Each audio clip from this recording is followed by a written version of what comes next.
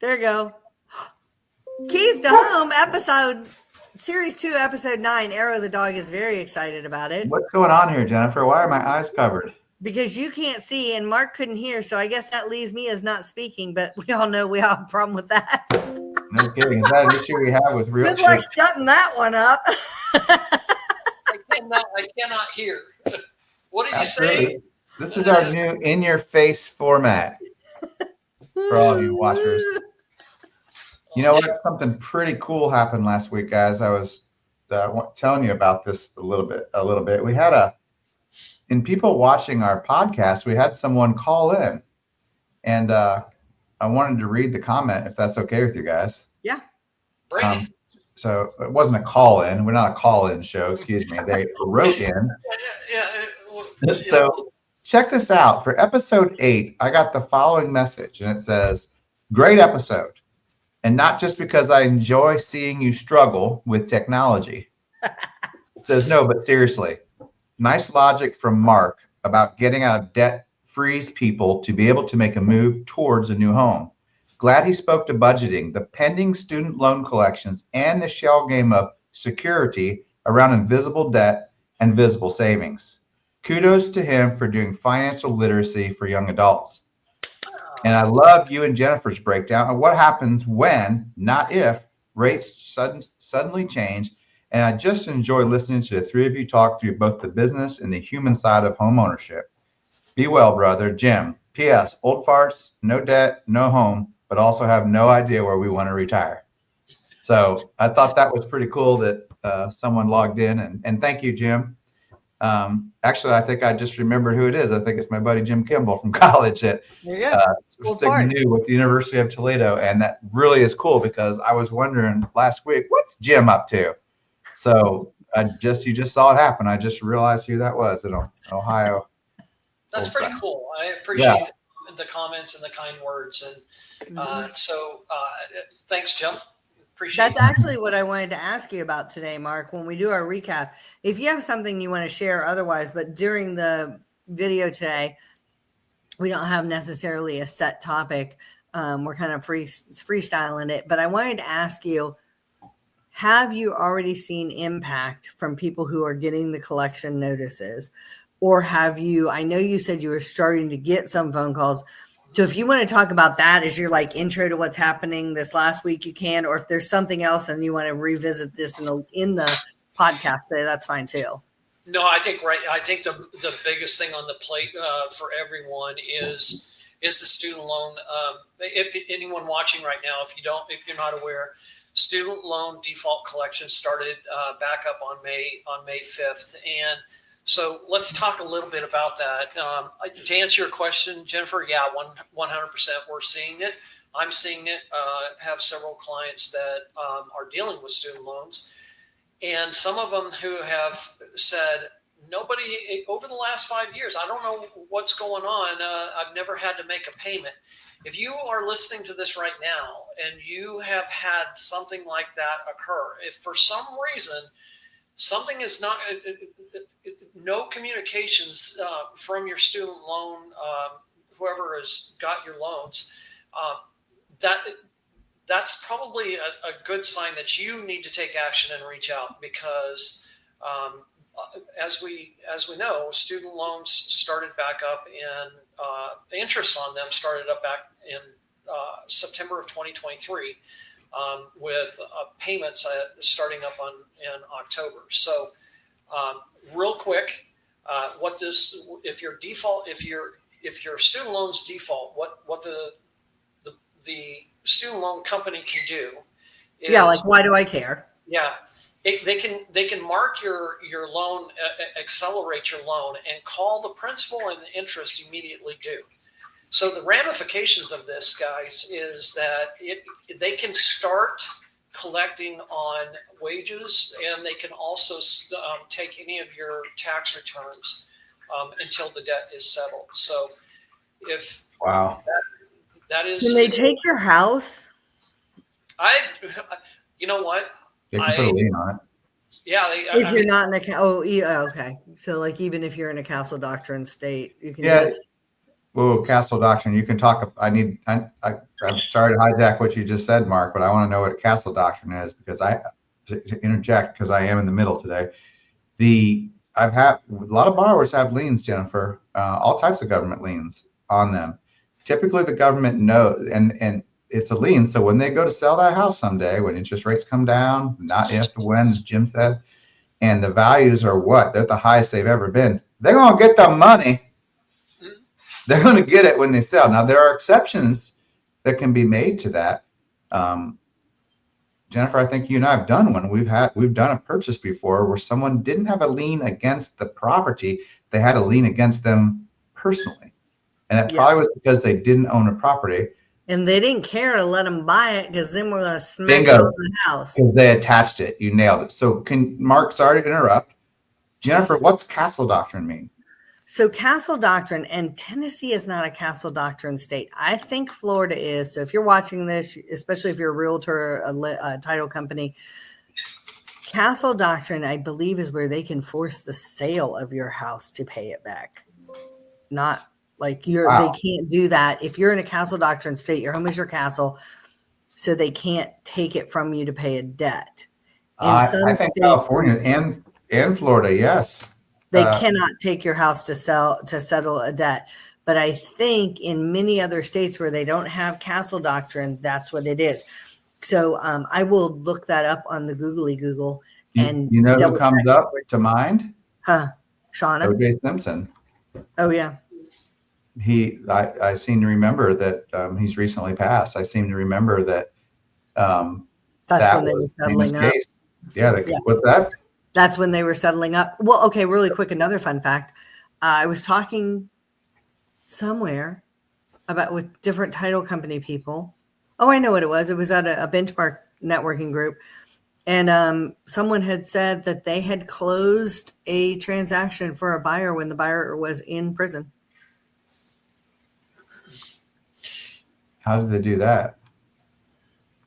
I think that the spouse was perhaps buying it. Okay. Power of attorney, maybe? Yeah. So all kinds of things are like, oh, I wonder if this could happen. Okay, so they can attach liens to your house or whatever to get your money. I'm sure they have a lot of things to do, but here's my question to you. You're like, if you haven't paid it and you don't know what's going on, 5 years in a busy life is a long time. So let's just say that I am 35 years old and I have a 12-year-old student loan, because that's a scenario I think you'll probably see, right? I mean, you'll see people older, but I would think that would be a time frame in your 30s is where a lot of these people are going to be. At that time, I had 5 kids under 4. I didn't through COVID, but if this was 5 years ago, I was 35, I would have had 4 kids under 5. I would have had all the chaos of COVID and all the stuff since. So I think it's possible, because I think I've heard clients of ours say it. If I don't know where my student loan is and I don't know who to talk to, like, you know how loan service providers sell, do student loans provider services sell? And how do you find out who you even talk to if you have a problem? How do you figure out if you know? I can't until I get into the situation for It's a specific, you could help an individual.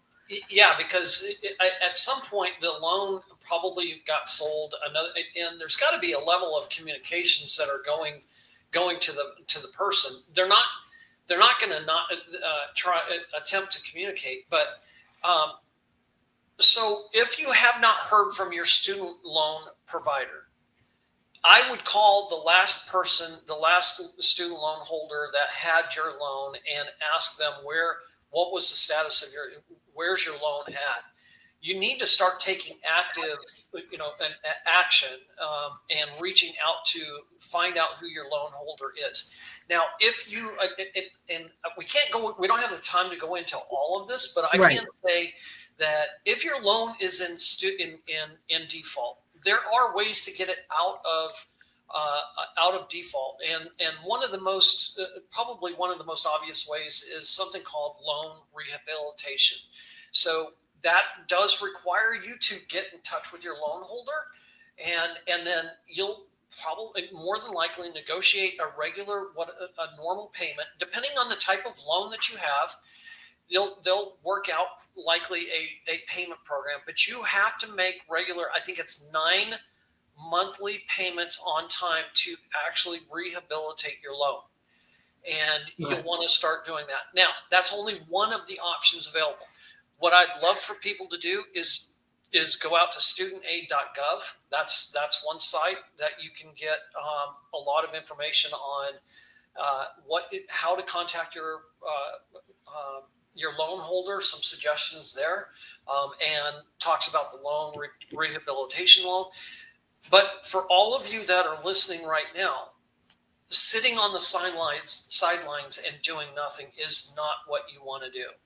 They will and can take your wages and your federal student loan and your federal tax return to settle the loan. If they call the loan, the principal and the interest due, that immediately puts you into a status called an accelerated status of your student loans. Right. And the most important thing, like I always say, is you're not alone in this. Mark can help out. He can guide people through this. It is a big scary. And sometimes the big scary is nope, it's not there. I'm putting my head under the blankets. And so the big scary is still out there. By the way, castle doctrine is when you can defend your home with weapons and stuff in certain situations. Homestead exemption is what I was thinking of. And that's when they cannot attach certain types, creditors cannot attach your dwelling, your home, personal primary residence is kind of got some protections. Well, I've got some information for you guys. I'm getting ready to post it on the screen. It is good, Mark, for bringing it up. I'm going to post it right here. Should be showing up. Did it show up? Let's see here. Right there. So the Federal Student Aid Information Center number is right there. It's 800-433-3423. We'll leave that up for a little bit since we're talking about it. Some people were probably looking it up, but they will tell you who services your loan and what you can do about it. They will find you. You can find yourself before they find you, is maybe what Mark's encouraging everyone to do. I wonder, Mark, and Jennifer too. Jennifer paid for she went to the Ohio State University. She paid all of her school. I went to the University of Toledo. I paid the Air Force paid for my school. And I went to graduate school, and I did borrow some money for that, had student loans. And Mark, I think you went to UT. Is that correct? Texas? DeVry University, and then University of Dallas for my graduate. Very good. But I had been accepted at UT, so I'm honored. Okay. Yeah. I went to UT, so I went either way. Toledo, Tennessee, Texas. So I'm not lying. I went to UT. That's a whole nother story. But why I'm bringing that up is I wonder, Jennifer, did you have student loans? Did you pay for little ones back then? No. So I worked full-time at a bookstore and paid my way through college. And a large part of the reason was that my family doesn't have fondness for taxes. We tend to be pretty libertarian and fought against the revolution about it. And so the form that was the predecessor to the FAFSA, my dad would not fill out. Yeah. And I did not have the resources to live away from home. So I lived at home and commuted. And I went down to try to see if I could get any kind of student aid. And because I lived at home and because he would not fill out that information, I was declined. And so I paid my way through. I graduated high school in 85, started Ohio State fall of 85. I graduated Ohio State August of 91. So it took 6 years because 2 of the semesters, I didn't have the resources. And one of the semesters I had to borrow some money from my grandma for books and paid her back. Yeah. But Ohio State, when I started, was $5.25 a quarter and $9.25 when I graduated. At the same time, my minimum wage was like $5.25 and my hourly wage when I graduated was like $7.97. I remember we were on a quarter schedule at Toledo, and I think it was like $825 a quarter, if that. But why I asked that, and Mark, you can please kick in here. I knew there were federal loans, but then there were, in Ohio, you had Huntington Bank made loans. I don't know if they were student guaranteed. You had Key Bank. And over the years of doing mortgages, I've been doing this 25 years. I've seen a ton of, but to be honest, all I really see now is Nelnet, and I wonder if they bought everything up. If kind of what happened with all that, don't know. I'm interested in that. I want to think. I think Nelnet that's the company that I'm hearing the most of from the clients that I'm working with. And I almost want to think that they were the ones that bought everything out from Navient, which was the previous servicer. Yeah, exactly. But I'm going to, full disclosure, there's a topic here that is kind of running under the radar about student loans. And finding my story on my website is not obviously hard to do. Part of my debt, the last debt that I went after to pay off was my student loans. I had $85,000 worth of student loans, and I have more than happy to share how I achieved $85,000 in student loans. One of the stupidest things that I did with money, and I share that story all the time. But the one thing that I think has for us that are, for a lot of people growing up, we were told, oh, student loans is good debt. It's been, you froze up a minute. It's beneficial. It's like a mortgage. You're getting something from it. Come back, Mark. I hope he comes back. That's where they shut him down. They're like, shut down. It's information people want. Seize the feed. Seize the feed. Oh, he's back. You locked up for a second. You were showing stuff they don't want us to hear. So I've seen this a couple times today. So, but anyway, what I was saying was that all my life I was told student loan debt is, quote, let me put the quotes in there, good debt. Yeah. Until you went to go do something, and then all of a sudden someone would say, well, yeah, but you have student loan. Debt is debt. Debt, any kind of debt is not good debt.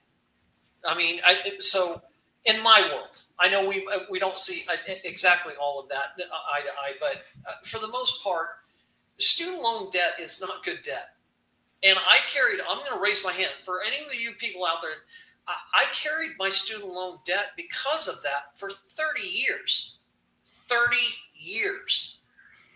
I finished my undergraduate in 92, started my master's in 2002, consolidated all of that, and I paid off my student loan was the last payment that I made in August of 2022 before I became debt free. 30 years of I was debt free one time. I'm not at the moment. I will be soon. You know what the last debt I paid off was? What? The final bill to my divorce lawyer. Yep. I feel a subject coming on. I do too. Oh, it's good. I feel a paradigm shift. Right? So yeah, you will remember your last debt you paid off, and it feels really good. But what you don't remember is how easy it is to get back in it. Yeah, and here's the impact of this. You know, with buying a house and qualifying for a house, and you're adding the monthly payment of in average, $500 for a student loan payment. Tell me what part of that is good. No, Lance and I have seen it. One of our first time buyers that it took us forever to get placed. It was because she had $65,000 in student loan debt for a liberal arts degree because she was told that's what you were supposed to do and that it was good debt. And again, whenever I mention a politician, it has nothing to do with the politician. It's just the era that it went in, and I get why it happened. You know, one of the last things that Obama did when he was president was say, if your student loan is in deferral and you have just say 65,000, then you have to take 1%, right, Lance? So $650 in your income to debt ratio. And so then we had people going, well, I'll just take it out of deferral and I'll make an arrangement so it's 200. But then the other part of it was it has to amortize to pay off in 30 years, or they still have to take that $6,500 because what was happening was he saw people who had their student loans in deferral. They bought a house. the loan came out of deferral and they couldn't make the payments and they were losing their house. And he was trying to protect people from that. But at the same time, it kind of came out of the blue for some people on how it was going to be handled with their, and there were a lot of people who were literally, you know, their rent's up in 2 months and they're planning to buy a house and now, oh no, I'm not. So Lance, I was going to ask you, speaking of different age levels, you know, that's kind of something that's happening. We talk about to our young, don't get into the debt if you can help it. And our middle age, for the most part, of take care of your student loans. Lance, I wanted to ask you about some senior scenarios and what you're seeing in the world of, because we don't talk about it a lot, the reverse mortgages. Reverse. Mm-hmm. Well, it's a lifesaver. I tell you, I've got a couple who just called while we were talking here. How's it? Did you call it lifesaver? Or did I say that? How's it changing? No, you did, yeah. Well, I've got one customer, two clients. They're in their late 70s, early 80s. They live here in Middle Tennessee, referred by a past client who actually works in Washington, D.C. and advises the president. I thought this was a pretty cool referral when it came in, and worked for the last administration as well. He encouraged his parents to talk to me about reverse mortgage because his parents, their home is paid off. They bought this home and built it in 1972. I spoke about this last week. 1972 for $13,000. I was in the house. It's a nice house, 3-bedroom, 2 baths in Dixon on 1 acre ranch. It's been paid off for a long, long, long time. They have no savings. They have debt. Mark, they got some debt. And their sole income is Social Security. And it's not a lot. It's I don't even know how it's possible that they're living. I mean, their house is paid for, but I don't know how they can pay for it. I mean, they have Medicaid and stuff like that, but it's less than $3,000. Right. And within today's rates, I mean, it's just insane what's happening. Yeah. And so they are one fall or anything away from complete financial ruin for them and their the family, the heirs, or the people that were going to be called upon to help with them. And the son they asked the son, and the advice of what we're doing is we're doing a reverse mortgage for them that is going to provide for Jennifer. It's going to provide a pool of money that they can get to if they need it. They're not taking the money. They're not cashing out. They're going to be able to continue to budget on what they have. Correct. And if something happens, really what it comes down to, there's reverse. We could do a whole episode on reverse, but reverse is so unique in that so many people of their age, they're children of the Depression, meaning their parents lived through the Depression. And during the Depression, not the Great Recession just a couple of years ago, but the Depression in 1936. Back then, banks could seize homes. And when the dollar devalued and the stock market crashed, the banks, the only way they could raise capital at that time was to go and take Mark's home. Go and take your home, Jennifer. They could call notes. Yep. They could have called a note. And that's since after the Depression that was outlawed. But a lot of people lost a lot of things personally. So people lost their personal homes. Families saw that. And the number one rule was feed your children, educate you, and pay your house off as soon as possible. And so we have a generation. It took a while to do that, but their homes are paid off. And they did that. And kind of also, Mark spoke about this a couple of weeks ago. This is before the 401k was introduced in 1982 and 83. And when it was introduced, or before that, companies had pensions. A lot of them weren't government insured. Some of those companies failed. Some of those pensions went away. Some of those people opted out of the pensions because they didn't understand it. Some of those pensions were replaced by that 401k that was an opt-in. And so there's a very large piece of a generation that is house rich and cash poor, meaning they have their house paid in full, but they have nothing because they spent all the extra money to pay it off. But also because inflation, things cost more, or what I'm about to say happened. They're one accident away from, if they fall and need care, how are they going to pay for that? Medicare is only going to cover so much. They'll put them in an institution, they'll put them in a hospital. But for quality of life, what mattered to this couple was quality of life. We want to be with each other as long as we can. And a reverse mortgage will allow a pool of money that's their money, their equity, that can help them, Jennifer. So they have that. I mean, I'm meeting with these people. It's very sobering. Well, I was wondering too. I think you had told me about someone who was getting divorced. And again, the security of owning a home, because when I got divorced, I wasn't making a lot of money and I needed to keep a home over my kid's head. Now, obviously, I wasn't of an age, still not, to be doing a reverse mortgage. But what were you telling me about that client? Well, it fascinates me that you bring this up. I turned around to see if I can find this article, and it's from a very large fiduciary company in America that wrote an article about this last year, and I didn't know you were going to ask me this. And the article, Mark, you'll appreciate this, talks about we have a huge it's exploding problem. What's it called? Burgeoning problem in America of late life divorces. And this is where the kids are grown, the kids are getting out of high school. You've got someone who's 65 and they're like, well, I'm going to get divorced for whatever reason. And there's assets to be divided and spread up, but there's not an understanding of how credit works. There's not an understanding of how much things cost. There's not an understanding of taxation on monies that are spent to you or sent to you. And it works on both sides of the fence, men and women. So what Jennifer, I think, is asking about is Jennifer had a listing recently who a potential buyer came forward and they were getting divorced and they were getting a large sum payout. And this person, although they'd had a little side business for a while, they'd never worked. They 30 years had not been in the workforce. They're at 65 now. Over 62. How about that? Yeah. And yeah, it's a generality. And they were getting a large, I'm going to make this up. I'm making this up so these numbers don't match. So let's say that they got a $500,000 settlement. Okay. That was when they had the divorce, they split whatever, they sold a property and they got $500,000. And she's got to have some place to live. Mark, should she go rent? Well, yeah.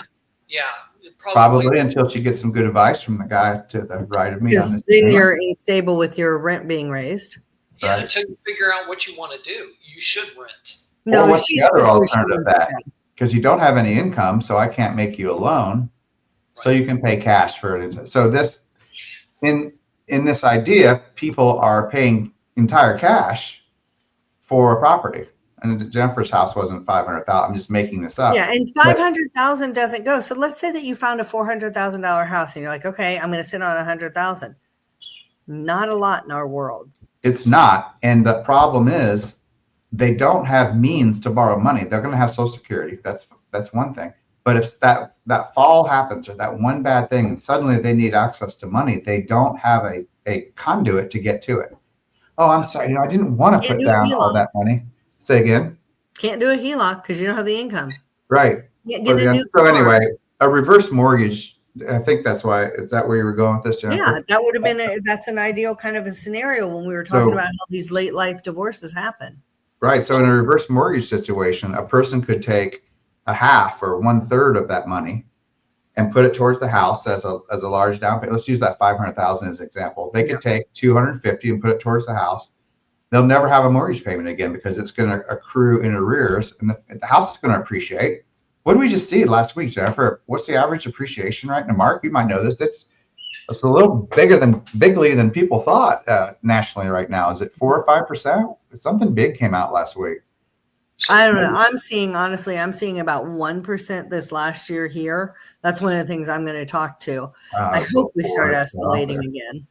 Okay. So I looked at, I got my appraisals on a couple of my rental properties and they're not up 5%.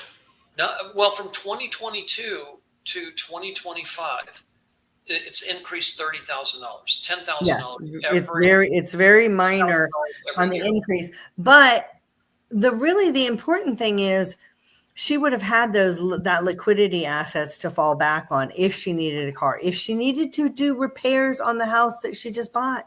Because that's the other thing, I remember back when I would listen to Dave Ramsey and he'd tell women who are divorcing of all ages, don't try and stay in that house. Because a lot of times you can't maintenance it. It's not the house, it's the maintenancing of it. And if you don't put all your money into buying the house, because Nashville is an expensive area, then how are you going to maintenance that house? And how are you going to live? And how are you going to replace that car?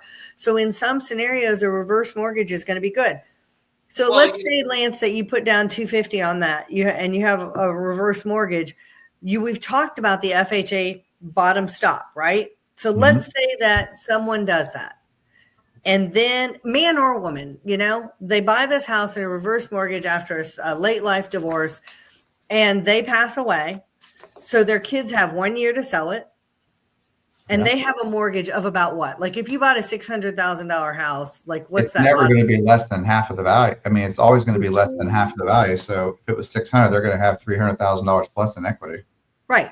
Is there any difference between that and if I worked following a late life divorce and took out a $200,000 mortgage and put down $300,000, my kids are still going to have to pay off a $200,000 mortgage. It's not the old gotcha reverse mortgages that people are thinking of from the past. You own your home. You don't have to leave it. An FHA loan in reverse. It's And we need to do a second. I can say, having a paid off home is one of the best feelings you can possibly have. I mean, I don't, for myself, with a paid off home, I know for a fact, no matter what happens to me, I have a place to live. But that's what I'm saying. Especially if you're a lady over 62 or a man who doesn't have the skills, or you're aging and you don't have the ability to have repairs, what do you do if the HVAC dies, the heat dies, and you have put all your money into the house and you're not gaining new assets? And this is where, financial coaching, coaching in general, we have to meet our clients where they're at. Right. Not just a cookie cutter approach to, do this, and this, and you'll be fine. It's evaluating and assessing how I can help with you and how I can guide you by understanding who you are and understanding what your challenges and your obstacles are. You have to work with the person in the situation that they're in. You can't just willy-nilly go, well, you need to follow this model, and if everyone follows this model, it'll work. Yes, right, to some degree, but you have to more along the lines follow principles, not just a model. Right. Like what do you need in your scenario, and is this another tool in the toolkit that might help you? And we've had scenarios where there's been situations that Lance was referred to people who were, because everybody thinks about refi on the reverse mortgage more than the purchase. But I wanted to highlight that with that discussion about later life divorces. But everybody thinks about the person who's planned really well. Their house is paid for. They're retired.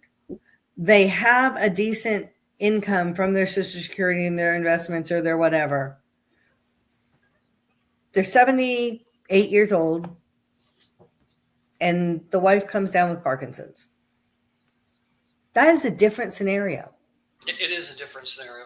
In that situation, it might be better to pull some money out of the reverse mortgage and become undebt free on your house as a senior, even to have in-home care that was beyond expectations and ability to plan for. You're living super comfortably until that. I'm going to throw a question out here.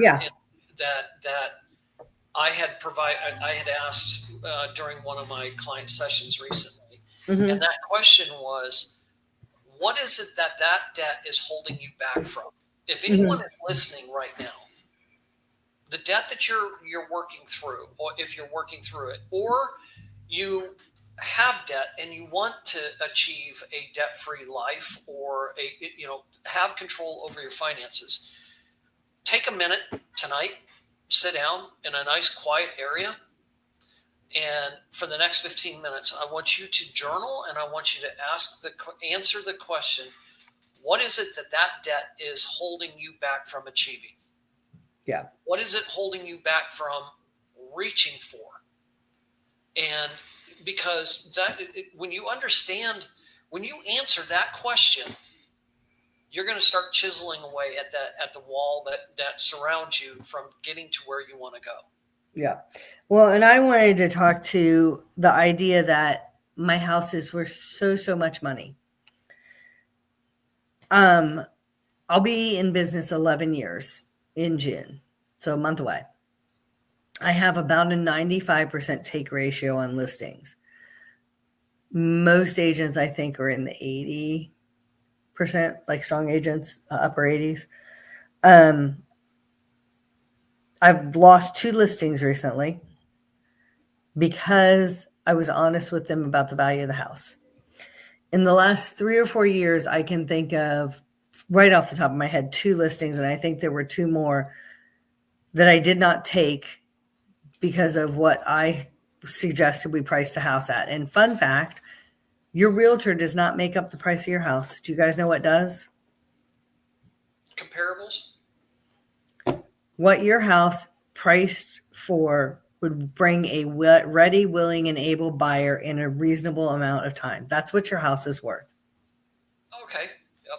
Now, I look at the data to determine where I think that falls, and it's based on what you're wanting to do. If you need to sell quick, we're going to sell it at one end of the range, right? There's all these things going on. So a lot of my sellers are still in 20 and 21 mentality. Okay. I want to jump in for a second on this, Jennifer, because my spidey senses are going off.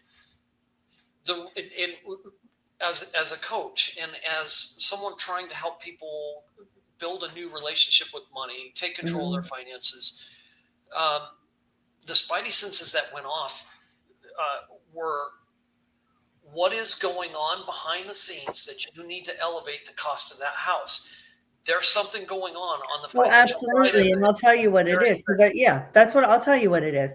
So, but let me share these 2 that I had that have already closed that I did not get. Okay, one, I told them where I would list it.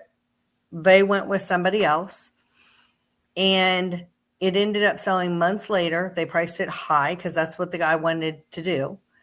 And it sold months later for less than what I would have what I told him to price it for. I watched to see what it closed at. It closed there because it sat on the market so long at the wrong price that people thought there was something wrong with the house and that the seller was a difficult seller to work with and there's other options for them. I'm going to price it here. I'm going to stair step down, and almost always you're going to land underneath the price that you should sell it at, because at the first flush of listing is when you get the most eyes on it, and buyers know the accuracy of what they would pay for a house. The other one was a home that I priced it in the spring when the market was starting to level and drop, and we priced it based on, we thought it was still escalating a little bit, but it was getting ready to drop. So we dropped the price down. They were going to buy a home here while they waited to build a forever home out of state. Okay. We ended up not closing on the smaller home here that they were going to downsize into because the margins weren't there and we hadn't got the home sold. So now we're going to wait till it's closer to build that forever home, like a year later. And they ended up going with a different agent who priced the home exactly above at the high end of the new range I told them, but they sold at the number I told them to sell at months later. And the reason they're doing it is because what they want to do next is too expensive for them. Yep.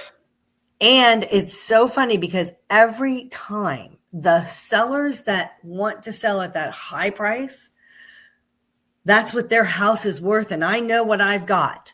And I take them out to show houses to them to look at their downsized house or their whatever they're getting next. This house isn't worth that. I wouldn't pay that. And I'm sitting there going, could you look in the mirror? Because that's what people are saying when they come to your house.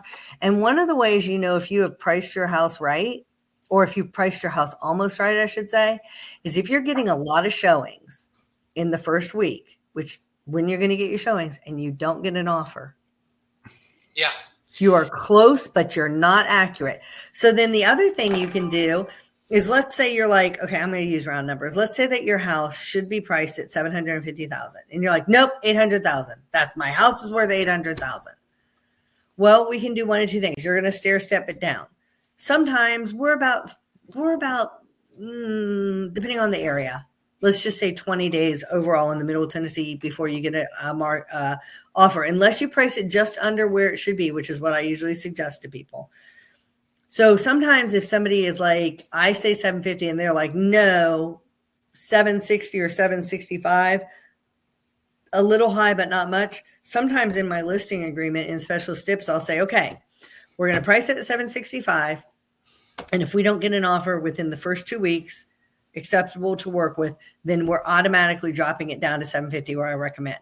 But if they're way like 15, 20, 25, 30,000, 100,000 over what I asked, that's not going to work. Right. So let's say that you have that $750,000 house. That's really where it should be priced. And you're like, no, I want to price it at 800,000. You're going to get showings that first weekend. And it's these people who are in that 800,000 range, and they know what an $800,000 house looks like. And they're going to get out there and they're going to be pissed off because your house ain't it. Whereas if you had priced it at like 750 where it should be, or even 748 or 745, so you get a lot of people in, multiple offers are still happening in situations like that. They get out to your house and they're like, this is a great house for this price. Well, and you have to, there's something, like I said, there's something going on behind the financial side of things for those people that they're expecting someone else to pick up the tab on whatever problem that they're having behind. They're going to pay off this debt. They're going to get to their next home. They're going to get a great deal on their next home. Yeah. But buyers are too smart for that. Right. And sellers get blinded all the time with it. Right. And I think just on a completely separate tangent, one of the things, I've bought my rental property and my primary home, but I'm going to tell you right now, I drive up to a house and that lawn and that landscape looks bad. I'm going to immediately tell my realtor, I want $15,000 off the price of this house. Do you know what I hear more than even lawn? What? The broken doorbell and the janky light, the spiderweb filled light. Yeah. I'm going to tell, because they say, I see this. What else am I not seeing that's going to cost me money? Yeah. They're not afraid to throw this out front. I cannot understand how you buy a $400,000, $500,000 house and you don't take care of the lawn. I can't, it drives me on the other side of the universe. My first listing I told you, was a rental for $1,200 back in 2014, which was a modest but good price in Spring Hill. He was incredibly picky about who he was going to accept as a tenant. He was out of state and he would not freaking mow the lawn. The number of times I had to put my boys, and in 2014 they would have been 12, and the lawnmower in the back of the car and drive him over there to take care of what he should have been taking care of. And that's the other thing. You talk about staging. My listing of your house when I go to sell it is advertising two different things. It's advertising your house to a buyer. So I have standards that I know these buyers are going to expect, like a cleaned, mowed front yard, all the other things, visibility to see the house. But it's also advertising to my future sellers my efficiency and what I present to their future buyers. Yeah. And those are about a tie on importance in my brain on why I need your house to look away. We're closing in on 45 minutes. So it's my ADHD self. You've seen me over here, here. Hold on. But we covered a lot of really awesome things today. I'm super impressed. It's really fun how we can go from one thing to the other. So these people at the bottom, Jennifer Weithman, or myself, a lone driver, Mark Fair with Aspire Coaching, we pride ourselves, and it's kind of cool to watch. Mark's going to step up and say, hey, I want to talk about that. It's fun. We're not needling each other. We're reflecting off of each other. Yeah. I'd like to say we're experts in our field, and we're all learning from each other as well. Do we have a surprise expert next week? I didn't talk to him, but I think he will say yes. Uh-oh. And there's it's this way. there's another topic that I don't know if we've talked about this before, but what do you do once you sell a house and you have $130,000 of equity? What do you do with the money? Where you blow it. Come on, it's America. What was that interview with the guy in the lottery ticket in New England? Hookers and blow, man.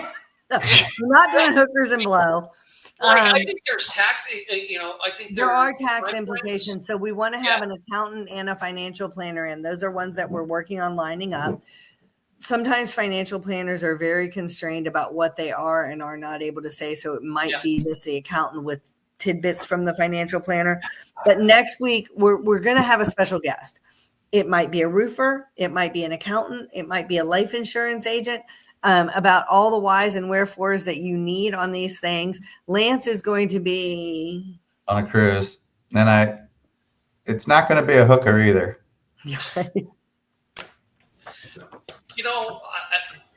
That would just be the way to end the whole call. Hookers and blow. We started like this. I failed. Not a hooker. No, it would be. It's not a hooker. But it's deep sea. Yeah, you hooked us. Right. All right, we got to end it. We're at 46:03. Right, take away our license. Bye, everybody. See you next week. Can't stop it and do the same thing. There we go.